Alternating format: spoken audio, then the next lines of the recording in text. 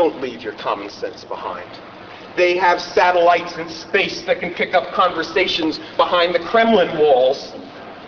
And they're telling us that they can't get a clear recording of John Gotti in Queens, New York?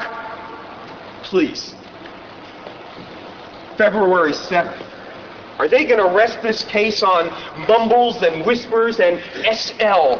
We have something new in our lexicon. SL, sounds like. Sounds like they might be guilty. Sounds like they might have said it. Sounds like a case, but there is no case. February 7th. The tape does not say we're gonna bust them up. That's what the transcript says. Investigator Wright said, I have to tell you about Investigator Wright, sat here.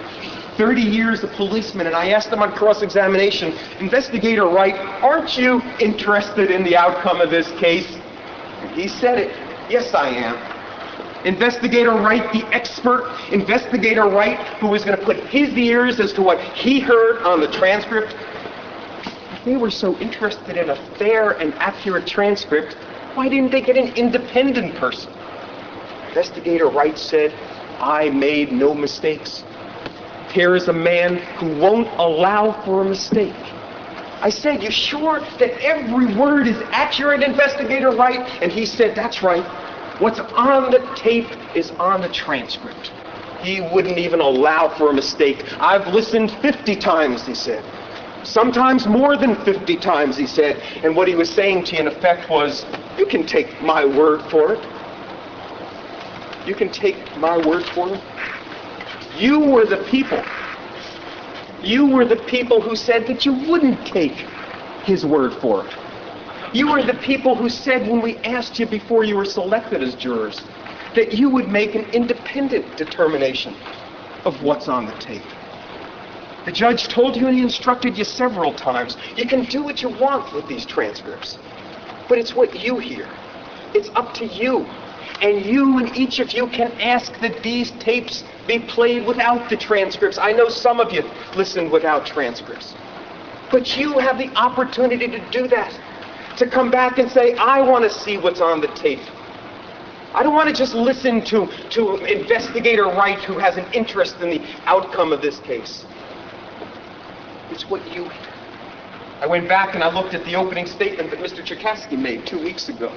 And when Mr. Cherkasky describes the conversation, he says, February 7th, O'Connor must be busted up.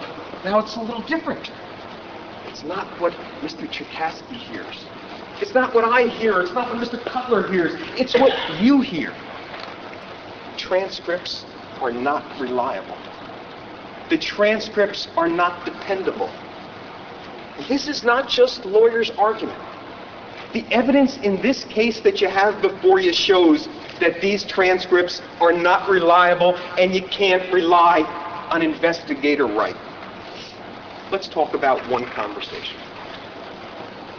January 10th, 1986, there's a conversation. It's tape 3980. Conversation. It has nothing whatsoever to do with the shooting or anything to do with John O'Connor. But watch what happened in connection with that conversation. June of 1987, a witness takes the stand in the federal court right down the street. Not any witness, not some witness.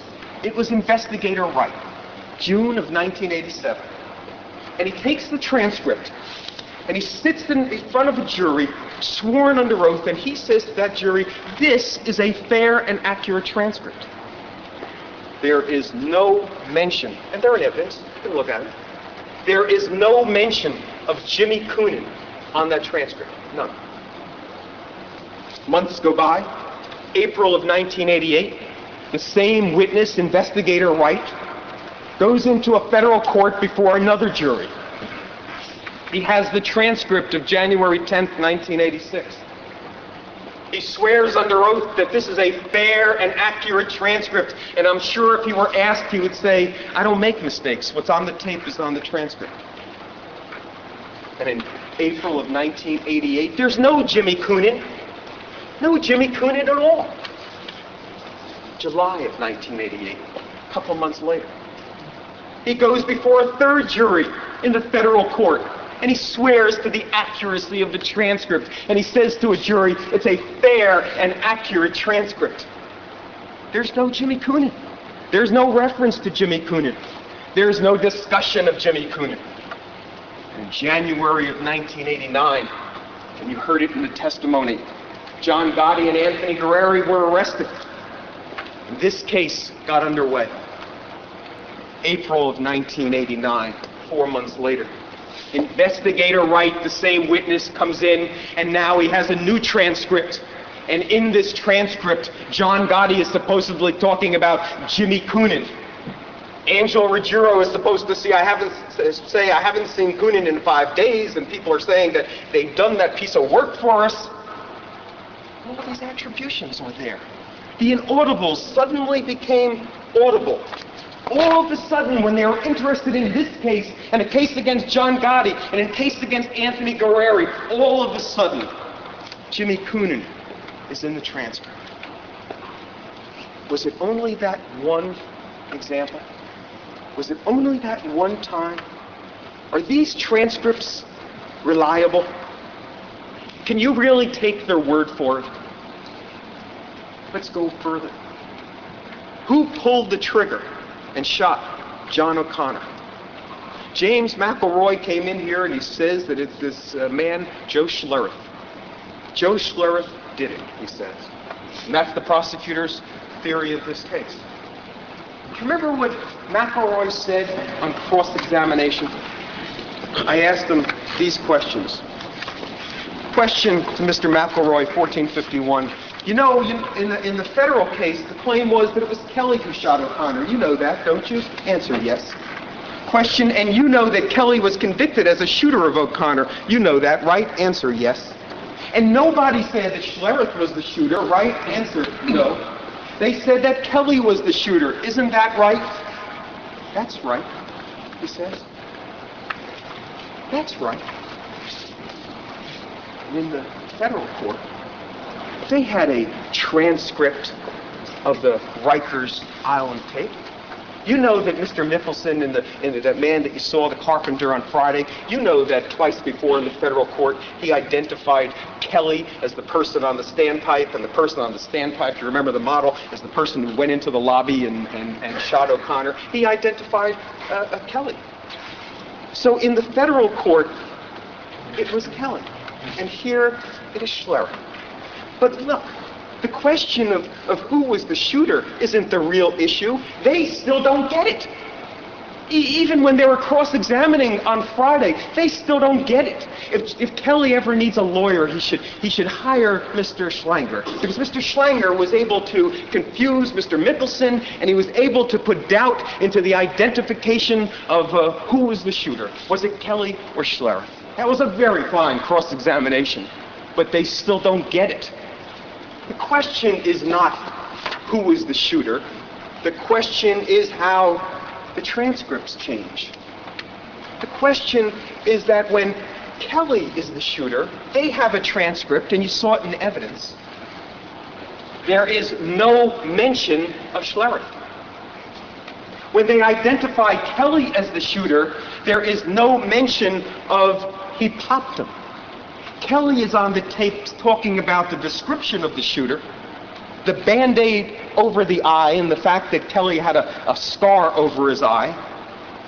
And he's confessing to being the shooter. Now, when there is a theory that Schlereth is the shooter, the transcript's changed. And now, when the theory that Schlereth's the shooter, Schlereth's name all of a sudden is in the transcript. And now it says in the transcript, he popped him. Kelly's saying he popped him, according to the transcript. Someone else.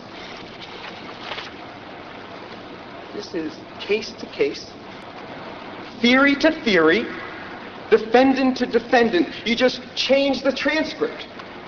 And they put witnesses on the stand that says, oh yes, now I hear it better. You might ask yourself, if Schlereth were mentioned on this May 16th transcript, 1986, why didn't they show Mickelson the picture before Friday? And you might ask yourself something else. If Schlereth were really mentioned on the transcript of May 16th, the conversation was with Mickey Featherstone. Mickey Featherstone is a cooperating witness. You know that from the testimony in this case. Why didn't they call in Mickey Featherstone? He's on their side. Why didn't they call in Mickey Featherstone and ask Mickey Featherstone, who was Kelly talking about? Did he mention Schlereth? They didn't do that. All they put before you were changed transcripts. When the theory is Kelly the shooter, the transcript says one thing. When the theory is Schlereth the shooter, the transcript says something else. And each time it's offered to a jury to support the theory of the case. These transcripts, and you can compare the two transcripts, what do they say? That the federal people are incompetent? That the federal people, their hearing is not as good as Wright or Mishar? What are they saying here? You'll notice that the transcript, if you compare the transcripts, that the state transcript has not only additions, names like Schlereth, phrases like he popped them, but it also has deletions. Words are taken out. And when Koenig testified, he told you that this enhancement business can distort words as well as bring them up, if it's not done right, he said. Well, how is it that on one transcript, they heard less in places and more in other places? On the federal transcript, there were words that don't appear at all on the state transcript, and vice versa. What if this is like a three-card Monte game? It depends on who's on trial, it depends on who the defendant is, and that's the transcript that we give you. What did Mishar say? When did you make this Rikers Island transcript? Remember the answer? The night before. The final version of the Rikers Island transcript that they're putting in front of you to support their theory was made the night before the man testified. Is this some game? Is this, can we get it together to prove a case against John Gotti and Anthony Guerrero? You know, I said to Investigator Wright, can't words be interpreted differently depending on your mindset? And I used examples on the blackboard, you might remember it, a psychic and sidekick, and saying it exactly the same way, depending on what you want to hear, is what you might hear. And I showed you also that depending on what you see in writing, what you see in writing might influence what you think you hear. And that's why I ask you, and I ask each and every one of you, listen to these tapes without the transcripts. Many of you looked at the transcripts as you listened the first time. If you're going to listen to them again, listen to them without the transcripts. I put a phrase on the blackboard, it said, perhaps it was silly, perhaps it was simplistic. Oh, say can you see, but if you wanted to hear it some way, if you wanted to hear it a different way, it could easily be, oh, say can you see. And what did Mr. Wright say? Investigator Wright sat up there and he said, well, Mr. Shargel, well, Mr. Cutler, it depends on the context. He was very firm. It depends on the context. Well, does it really? You remember a conversation on March 15th, 1986. My client is playing pinochle with his brother and Jimmy O'Keefe and someone named Squateri. And all of a sudden, right in the middle of the conversation, Coonan's name appears. On the transcript, you'll never hear it. You'll never hear it on the tape. On the transcript, Coonan's name appears. Middle of this conversation, completely out of context, people are saying things like, I thought clubs was Trump. You let Investigator Wright listen to these tapes for a few more years, and he'll tell you that Donald Trump was a member of the Westies. You want to know where Investigator Wright is coming from. If you want to know where Investigator Wright is coming from, you listen to that last conversation where all of a sudden he can identify Gene Gotti whispering. You listen to that conversation. You can listen to it over and over again. First of all, it makes no sense to the theory of their case. It makes absolutely no sense. According to them, Gene Gotti's saying something he heard on the radio.